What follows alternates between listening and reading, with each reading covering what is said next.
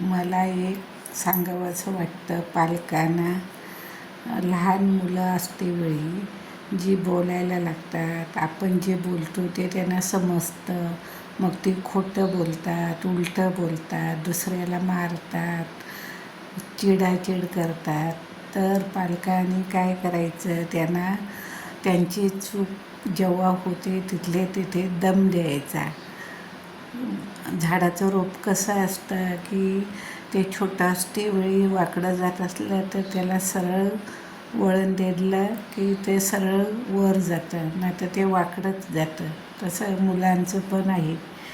मातीला कसं मातीच्या गोळ्याला आकार दिला तर भांडं तयार होतं, ना तर तो तसंच वाकडा तिकडा गोळा तयार होतो. तसंच आहे की पालकांनी मुलांना घडवतेवेळी खाण्यापिण्याचे लाड करा, पण मुलं चुकत असली तर तिथले तिथे दम द्या, शिस्त लावा.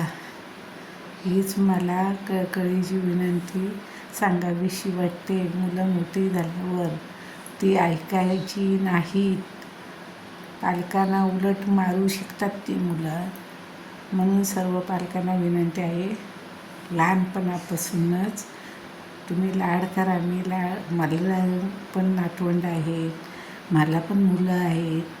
तर लाड करा. लाड जिथे करायची तिथेच करा. पण मुलं खरंच चुकत असली, उलटं बोलत असली, रॉंग वागत असली, दुसऱ्याची कळी काढत असली, खोटं बोलत असली, तर खरंच तिथले तिथे त्यांची चूक त्यांना दाखवून द्यायची, दम द्यायचा आणि सुदृढ बालक बनवायचं.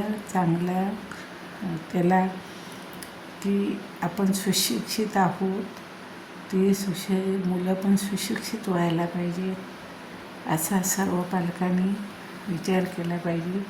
काही पालक हसण्यावर नेतात, दम द्यायचं म्हणून देतात, दुसऱ्यांच्या तोंडापुरता दम देतात आणि आतमध्ये स्वतः आणि मुलं असतं तेव्हा वेगळं वर्तणूक असते आणि दुसऱ्यांच्या तोंडापुरता वेगळी वर्तणूक असते.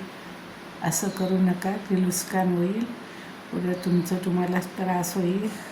सर्व पालकांनी मनापासून मुलांना घडवा, लाड करा.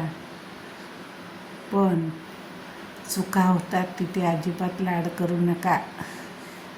एक चूक आहे एवढी महागात पडेल की ती मोठ्या झाल्यावर ती चूक भरून निघणार नाही. तेव्हा मुलांना चांगले